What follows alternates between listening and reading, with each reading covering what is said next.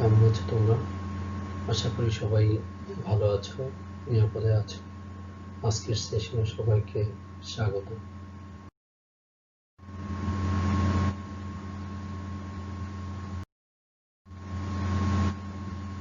আজকে আমি বিবি honours fourth ইয়ারের বিজনেস রিসার্চ মেথোডোলজি বিষয়ের দ্বিতীয় চ্যাপ্টার অর্থাৎ রিসার্চ মেথোডোলজি বিষয়ে আলোচনা করব।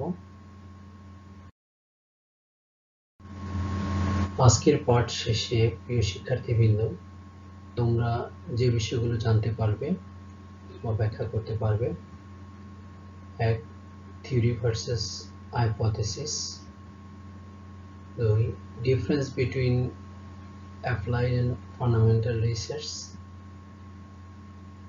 তিন, difference between qualitative and quantitative research; চার, difference between descriptive and analytical research; পাঁচ, difference between conceptual and empirical research; ছয়, problems encountered by the researcher and weigh out its solutions. আমরা আমাদের মূল আলোচনা বিজনেস রিসার্চ মেথোডোলজি। প্রথমেই আসা যাক থিওরি ভার্সেস হাইপোথেসিস। তো আমরা প্রথমে দেখি যে হাইপোথেসিস বলতে আমরা কি বুঝি। Hypothesis means actually believe or prediction or assumptions about the future outcome or final outcome of the research. অর্থাৎ কোনো একটি ভবিষ্যৎ সিদ্ধান্ত সম্পর্কে পূর্ব থেকেই যে অনুমান করা, সেটি হচ্ছে হাইপোথেসিস।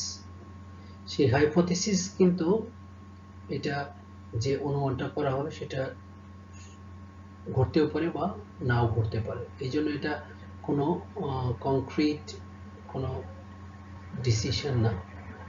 হাইপোথেসিস গ্রহণ করা হয় এটাকে টেস্ট করে থিওরি এস্টাবলিশ করার জন্য। এই হাইপোথেসিস এটা সাধারণত কোনো একটি ঘটনার মধ্যে যে বিদ্যমান সম্পর্ক সেটি সম্পর্কে সাধারণত বর্ণনা করা হয়ে থাকে। এটা ডিডাকটিভ রিজনিং এর উপর ভিত্তি করে কাজ করে। আমরা আগের ক্লাসে দেখেছি যে ডিডাকটিভ থিঙ্কিং বা ইন্ডাকটিভ থিঙ্কিং বলতে আমরা কি বুঝি। তো যেহেতু হাইপোথেসিস এটা অনুমান নির্ভর, সেহেতু এটা ডিডাকটিভ থিঙ্কিং এর মধ্যে পড়বে। কারণ আমরা জানি যে ডিডাকটিভ থিঙ্কিং হচ্ছে পূর্বানুমান বা তত্ত্বের উপর ভিত্তি করে সিদ্ধান্ত গ্রহণ করে। আর এক্ষেত্রে ধরে নেওয়া হয় যে যে সিদ্ধান্তটা নেওয়া হয়েছে সেটা যুক্তিযুক্ত। অন্যদিকে থিওরি বলতে আমরা কি বুঝি? থিওরি এটাও একটা বিলিভ বা অ্যাজাম্পশনস, বাট এই অ্যাজাম্পশনসটা হচ্ছে কিসের উপর? যে কোনো একটা বিষয় কিভাবে সংগঠিত হতে হয় বা কেন সংগঠিত হয় এর উপর ভিত্তি করে সাধারণত থিওরি প্রতিষ্ঠা করা হয়ে থাকে। এটা সাধারণত কজ ইফেক্ট রিলেশনশিপ, দুইটি ভেরিয়েবলের মধ্যে কজ ইফেক্ট রিলেশনশিপ এস্টাবলিশ করে, অর্থাৎ কি কারণে কি সংগঠিত হলো সেটা আমরা সাধারণত থিওরির মাধ্যমে সে বিষয়টা স্পষ্ট হতে পারি। তো এই থিওরিটা এটা ইন্ডাকটিভ রিজনিং এর উপর ভিত্তি করে করা হয়ে থাকে। আমরা আগেই জানি যে ইন্ডাকটিভ থিঙ্কিং এর মূল কথা হচ্ছে ঘটনা বিশ্লেষণের মাধ্যমে তত্ত্বের উদ্ভাবন করা, অর্থাৎ প্রকৃত ঘটনা বিশ্লেষণ করে সেটা অ্যানালিসিস করে তারপর একটি তত্ত্বে পৌঁছানো হয়ে থাকে।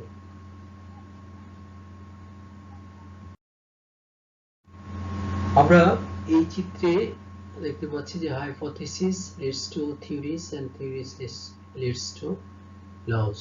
অর্থাৎ হাইপোথিসিস যে অ্যাজাম্পশন, সেই অ্যাজাম্পশনটাকেই টেস্ট করে তারপরে কি করা হয়, একটা থিওরি প্রতিষ্ঠা করা হয় এবং থিওরির উপর ভিত্তি করে কিন্তু কি হয়, বিভিন্ন ধরনের লস, আইন তৈরি করা হয়। এবার আমরা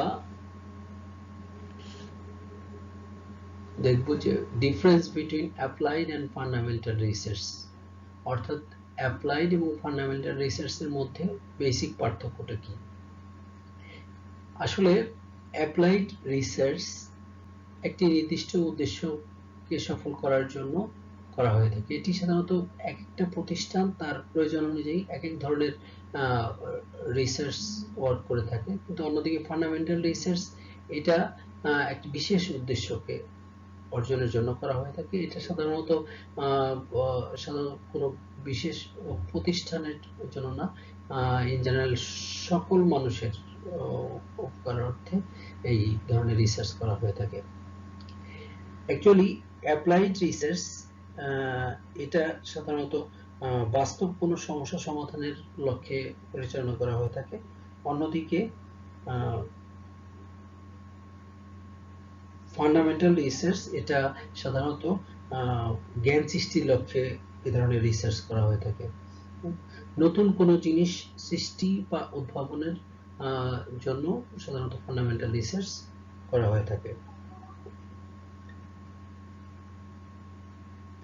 অ্যাপ্লাইড রিসার্চ এটা সাধারণত বিভিন্ন অর্গানাইজেশনে যে বিভিন্ন ধরনের সমস্যা সম্মুখীন হয়, সেই সমস্যাগুলো সমাধানের উদ্দেশ্যে যেহেতু এই ধরনের রিসার্চ করা হয়, সেহেতু এই রিসার্চে বিভিন্ন ধরনের প্রশ্ন নিয়ে কাজ করে, বিভিন্ন প্রশ্নের উত্তর খোঁজা হয়ে থাকে। অন্যদিকে ফান্ডামেন্টাল রিসার্চ এটি যেহেতু সর্বসাধারণ উদ্দেশ্যে রিসার্চ করা হয়ে থাকে, এটি সাধারণত একটি নির্দিষ্ট প্রশ্নের উত্তর খোঁজার জন্য সাধারণত এই ফান্ডামেন্টাল রিসার্চ করা হয়ে থাকে। আমরা যদি একটি উদাহরণ দিই, যেমন আমরা একটি অর্গানাইজেশনের সেলস কমে যাচ্ছে, তো এটি কারণ উদ্ঘাটনের জন্য যে রিসার্চটা করা হবে সেটি হচ্ছে অ্যাপ্লাইড রিসার্চ। অন্যদিকে যে আমাদের এই যে বৈশ্বিক উষ্ণতা, এই উষ্ণায়নের কারণে যে কি ক্ষতিকর প্রভাব মানুষের উপর পড়ছে সেটি নিয়ে যদি রিসার্চ করা হয়ে থাকে তাহলে সেটি হবে ফান্ডামেন্টাল রিসার্চ।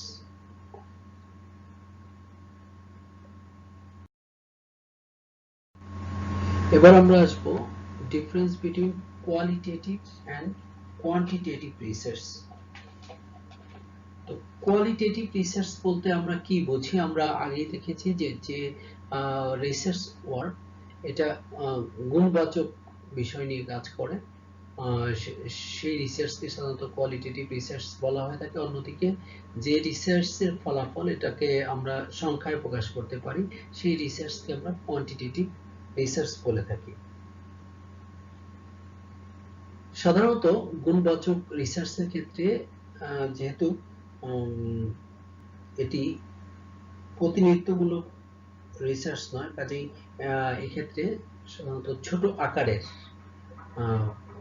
নমুনার সাহায্যে সাধারণত এই ধরনের গবেষণা পরিচালনা করা হয়ে থাকে। অন্যদিকে কোয়ান্টিটেটিভ রিসার্চ এটি প্রতিনিধিত্বমূলক, কাজে এটি বড় আকারের নমুনার ভিত্তিতে সাধারণত এই ধরনের গবেষণা কার্যক্রম পরিচালিত হয়ে থাকে। গুণগত গবেষণার ক্ষেত্রে সাধারণত অনানুষ্ঠানিকভাবে তথ্যপত্র সংগ্রহ করা হয়ে থাকে। অন্যদিকে পরিমাণগত রিসার্চের ক্ষেত্রে আনুষ্ঠানিকভাবে বা আনুষ্ঠানিক পদ্ধতিতে তথ্যপত্র সংগ্রহ করা হয়ে থাকে।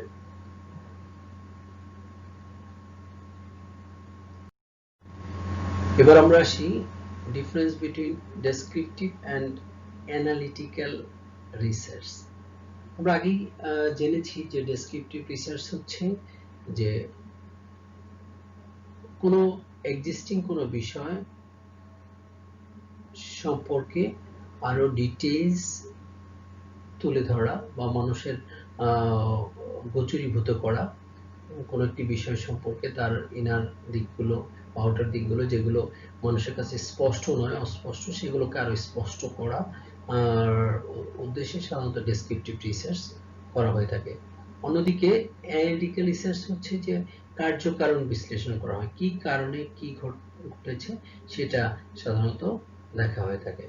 কিন্তু ডেসক্রিপটিভ রিসার্চের ক্ষেত্রে কোনো ধরনের কি কারণে কি ঘটলো এটা দেখা হয় না, শুধুমাত্র কি ঘটছে বা কি হচ্ছে সেই বিষয়টি সাধারণত তুলে ধরা হয়ে থাকে। কিন্তু অ্যানালিটিক্যাল রিসার্চের ক্ষেত্রে যে কেন ঘটলো, কিভাবে ঘটলো, দুইটি চলকের মধ্যে রিলেশনের কারণটা কি ইত্যাদি বিশ্লেষণ করা হয়ে থাকে। এবার আমরা দেখব যে কনসেপচুয়াল রিসার্চ এন্ড এমপিরিক্যাল রিসার্চের মধ্যে বেসিক পার্থক্য কি। সাধারণত কনসেপচুয়াল রিসার্চ বলতে বস্তুগত ধারণা বা কল্পনাকে কেন্দ্র করে যে রিসার্চ করা হয়ে থাকে সেটিকে আমরা সাধারণত কনসেপচুয়াল রিসার্চ বলি। এক্ষেত্রে সাধারণত চিন্তাবিদ বা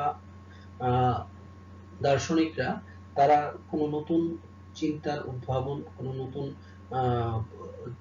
কোনো বিষয় নিয়ে তারা সাধারণত এই ধরনের রিসার্চ কাজ করে থাকেন।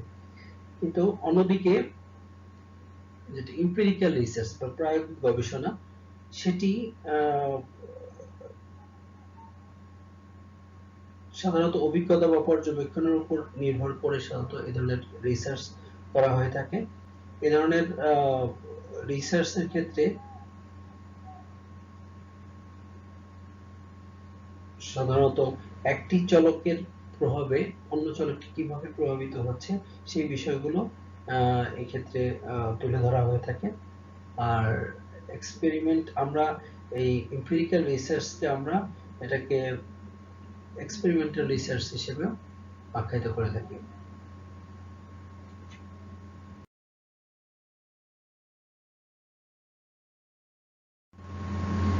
এবার আমরা দেখব যে problems encountered by the researcher and how to solve this problem।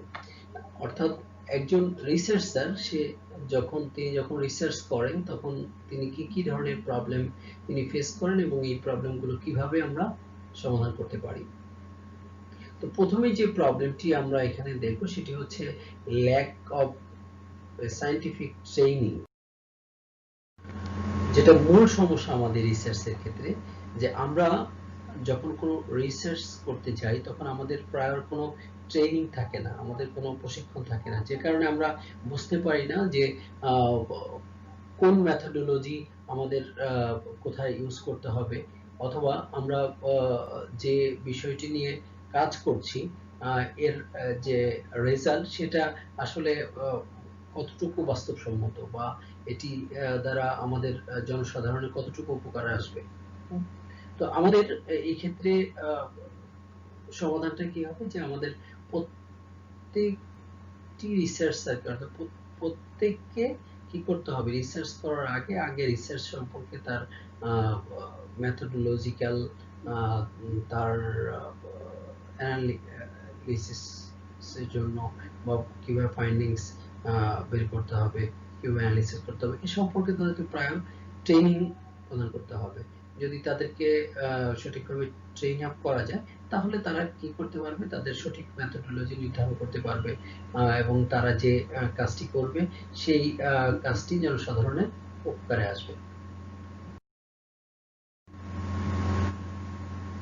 Insufficient interaction, অর্থাৎ এই রিসার্চের ক্ষেত্রে এটি একটি বড় সমস্যা, কারণ রিসার্চের মূল হচ্ছে ডেটা বা উপাত্ত, যার উপর ভিত্তি করে রিসার্চ কার্যক্রম করা হয়ে থাকে। কিন্তু এই উপাত্তগুলো সাধারণত কনফিডেন্সিয়াল হয় এবং এটা কেউ কাউকে সাধারণত দিতে চায় না, যদি না তার সাথে তার ভালো ইন্টারেকশন থাকে। যে কারণে আমাদের রিসার্চার যারা, তাদের সাথে অনেক সময় দেখা যায় যে বিভিন্ন প্রতিষ্ঠানের যারা কর্মরত বা কোনো একটি তথ্যের সাথে সংশ্লিষ্ট, তাদের সাথে এদের সংযোগ থাকে না, সম্পর্ক থাকে না, যে কারণে তারা কি পায় না, তারা সহজে তথ্যগুলো পায় না। তো কাজে এই ক্ষেত্রে কি করতে হবে, এক্ষেত্রে বেশি বেশি করে আমাদেরকে সোশ্যাল ইন্টারেকশন বাড়াতে হবে, একে অপরের সাথে সুন্দর সম্পর্ক প্রতিষ্ঠা করতে হবে। এটা ইন্ডাস্ট্রিয়াল এরিয়ায় কিভাবে এটা করা যায়, এটা ইন্ডাস্ট্রিয়াল এরিয়া সোশ্যাল ইন্টারেকশন বিভিন্ন প্রোগ্রাম অ্যারেঞ্জ করা যেতে পারে। এর মাধ্যমে কি হতে পারে যে একজন রিসার্চারের সাথে আরেকজন রিসার্চারের সুসম্পর্ক প্রতিষ্ঠা হতে পারে, ফলে তারা সহজে কি করতে পারে, তারা একে অপরের মধ্যে ডেটাগুলো শেয়ার করতে পারে। কোশ্চেন অফ কনফিডেন্সিয়ালিটি, অর্থাৎ যে তথ্যটা একজন আরেকজনকে দিবে সেই বিষয়ে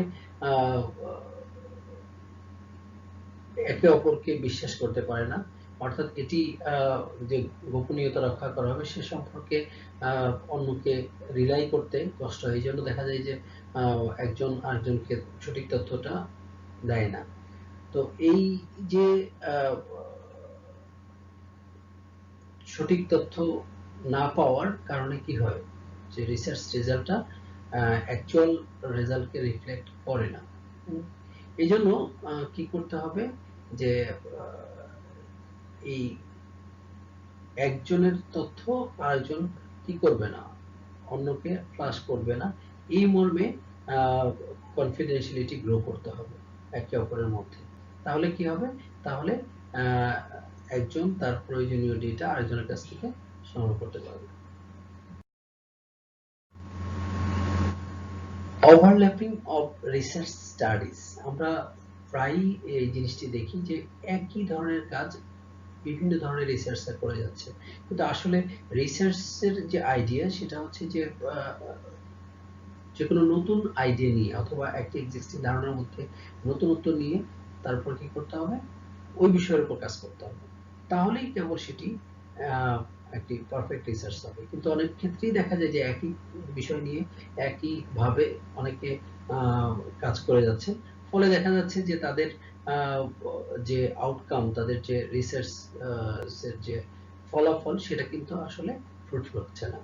তাহলে আমাদের এক্ষেত্রে কি করতে হবে, আমাদের যখন আমরা টপিক সিলেক্ট করব তখন আমরা একটু ভালো করে বিশ্লেষণ করে নিব যে আমরা যে টপিকের উপর কাজ করছি সেই টপিকে উপর আরো অন্য কোনো কাজ হয়েছে কিনা, সেটা দেখে তারপর আমাদেরকে টপিক সিলেক্ট করতে হবে, তাহলে আর ওভারল্যাপিং হবে না, এবং সেই ক্ষেত্রে আমরা যে বিষয়টি নিয়ে কাজ করব সেটা যে উদ্দেশ্যে কাজ করব সেটি সফল হবে। Lack of a code of conduct for research, অর্থাৎ রিসার্চারদের জন্য কোড অফ কন্ডাক্ট থাকা উচিত, যে তারা কি কাজ করতে পারবে, কি করতে পারবে না, বা কি করলে তাদের বেনিফিট কি, বা কি করলে তাদের জন্য কি ধরনের পানিশমেন্ট অথবা তাদের কি ধরনের লায়াবিলিটিস আছে, সেই বিষয়টা কিন্তু আমাদের রিসার্চাররা কি করেন না, জানেন না। এই কোড অফ কন্ডাক্ট না জানার কারণে তারা কিন্তু বিভিন্ন ধরনের কোড অফ কন্ডাক্ট মানেনও না। তো এই কারণে আমাদেরকে কি করতে হবে, আমাদেরকে কোড অফ কন্ডাক্ট ডেভেলপ করতে হবে এবং সেটা রিসার্চারদেরকে ভালোভাবে অবগত করতে হবে, যাতে কোড অফ কন্ডাক্ট মেনেই একজন রিসার্চার কি করেন, রিসার্চ করেন। ল্যাক অফ সেক্রেটারিয়াল অ্যাসিস্ট্যান্স, অনেক সময় দেখা যায় যে অনেক রিসার্চার বিভিন্ন বিষয়ে রিসার্চ করতে চান, কিন্তু বিভিন্ন ধরনের ব্যুরোক্রেটিক কমপ্লেক্সিটির কারণে তারা সাধারণত সেই রিসার্চ কাজটি করতে আগ্রহী হন না, অথবা যে কাজটি যখন করা দরকার সেই কাজটি তখন করতে পারে না, ফলে দেখা যায় যে তাদের এই ডিলের কারণে রিসার্চের যে ফলাফল সেটি আসলে কোনো কাজে আসে না। এই জন্য কি করতে হবে, সলিউশনটা কি, যে ইউনিভার্সিটি গ্র্যান্ট কমিশন এটা একটা ডাইনামিক রোল প্লে করতে পারে, যে কিভাবে তাদেরকে বিভিন্ন বিষয়ে যারা রিসার্চ করতে চায় তাদেরকে কিভাবে অ্যাসিস্ট করা যায়, তাদেরকে দ্রুত কিভাবে পারমিশন দেওয়া যেতে পারে, সেই বিষয়ে ইউনিভার্সিটি গ্র্যান্ট কমিশনকে দায়িত্ব পালন করতে হবে।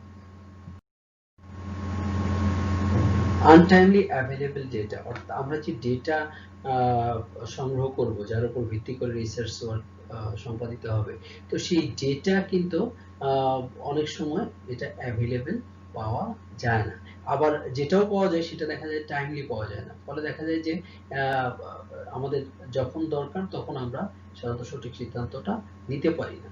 অনেক সময় দেখা যায় যে বিভিন্ন ব্যুরোক্রেটিক কমপ্লেক্সিটির কারণে অথবা বিভিন্ন ধরনের প্রবলেমের কারণে যে বিভিন্ন গভর্নমেন্ট ও নন গভর্নমেন্ট যে সকল প্রতিষ্ঠান আছে সেগুলো থেকে আমরা সহজে কি করতে পারি না, ডেটাগুলোকে পাবলিশ ডেটাগুলোকে আমরা সঠিক সময় পাই না, ফলে দেখা যায় যে আমরা সঠিক সময় সঠিক ডিসিশন নিতে পারি না। তা আমাদের এক্ষেত্রে কি করতে হবে, আমাদের গভর্নমেন্ট এজেন্সি বা প্রতিষ্ঠানগুলোকে আরো বেশি প্রমোট হতে হবে, তাদের কাজে দক্ষতা বাড়াতে হবে এবং দ্রুত বিভিন্ন ধরনের পাবলিশড ইনফরমেশন গুলো এটা জনসাধারণকে দিতে হবে, বা বিভিন্ন ধরনের পাবলিকেশন গুলো তারা লাইব্রেরিতে সংরক্ষণ করবে।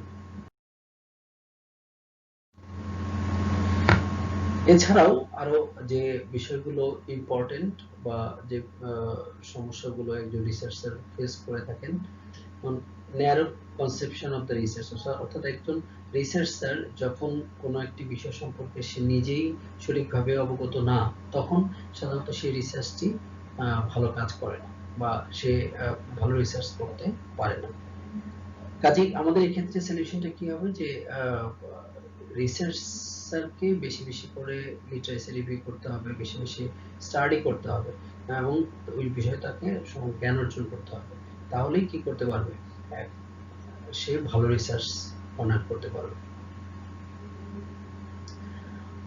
আনইভেন ক্যালিবার অফ রিসার্চার, বিভিন্ন ধরনের রিসার্চারের বিভিন্ন ধরনের থিঙ্কিং, এই কারণে দেখা যায় যে একটি বিষয় এক একজনের ধারণা এক এক রকম হয়ে থাকে, ফলে দেখা যায় যে এটা রিসার্চের ক্ষেত্রে নেগেটিভ ইম্প্যাক্ট নিয়ে আসে। কাজেই এক্ষেত্রে চেষ্টা করতে হবে যে একটি স্পষ্ট বিষয়ে ধারণাটা সবার কাছে কি থাকতে হবে, স্পষ্ট থাকতে হবে।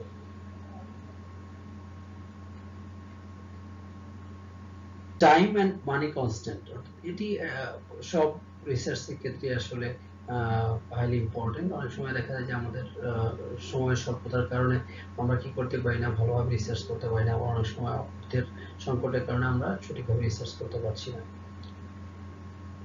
Lack of sufficient knowledge on the research problem, অর্থাৎ রিসার্চ স্যার যখন একটি বিষয়ের উপর রিসার্চ করতে যায় তখন অনেক সময় দেখা যায় সেই বিষয় সম্পর্কে সে নিজেই ভালো অবগত থাকে না, ফলে এখান থেকে ভালো কোনো আউটকাম আশা করা যায় না। কাজেই যে একজন রিসার্চার যখন রিসার্চ করবে তখন অবশ্যই তাকে কি করতে হবে, তাকে ওই বিষয় সম্পর্কে নলেজেবল হতে হবে। Problem of biasness of the researcher, অনেক সময় রিসার্চার তারা বায়াসড হয়ে যায়, অর্থাৎ কোনো একটা বিষয়ের পক্ষপাতিত্ব করে, এই পক্ষপাতিত্বের কারণে সঠিক ঘটনাটা প্রতিফলিত হয় না, যে কারণে রিসার্চারদের অবশ্যই বায়াসনেস থেকে দূরে থাকতে হবে, তাদেরকে সবসময় পক্ষপাতহীনভাবে কাজ করে যেতে হবে। Lack of foresightedness of the researcher, একজন রিসার্চার তার হাইপোথিসিস গ্রহণ করা, এটা কিন্তু তার ফোরসাইটেডনেস এর উপর ডিপেন্ড করে, অর্থাৎ তার যত দূরদর্শিতা থাকে সে সেভাবে কি করতে পারবে, হাইপোথিসিস ডেভেলপ করতে পারবে, সেভাবে সে হাইপোথিসিস গুলো টেস্ট করতে পারবে বা এর রেজাল্ট গুলো সে অ্যানালাইজ করতে পারবে। কিন্তু যদি একজন রিসার্চার শুরুতেই ভুল করে, অর্থাৎ তার অনুমান যদি সঠিক না হয়, তাহলে রিসার্চ ওয়ার্কটা সঠিক হবে না। কাজেই একজন রিসার্চারকে অবশ্যই দূরদর্শী হতে হবে।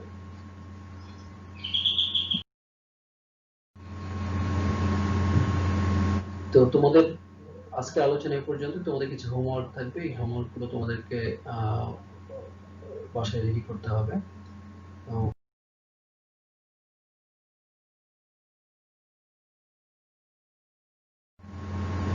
সবাই ভালো থাকো, নিরাপদে থাকো।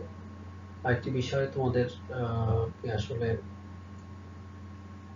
বলতে চেয়েছিলাম শুরুতেই, তারপরে বলা হয়নি, শুধু তোমাদের ক্লাসে হ্যাম্পার হবে সেই জন্য। একটি দুঃসংবাদ আছে, সেটি হলো আমার প্রভাবী গত সপ্তাহে হার্ট অ্যাটাক করে ইন্তেকাল করেছেন। তো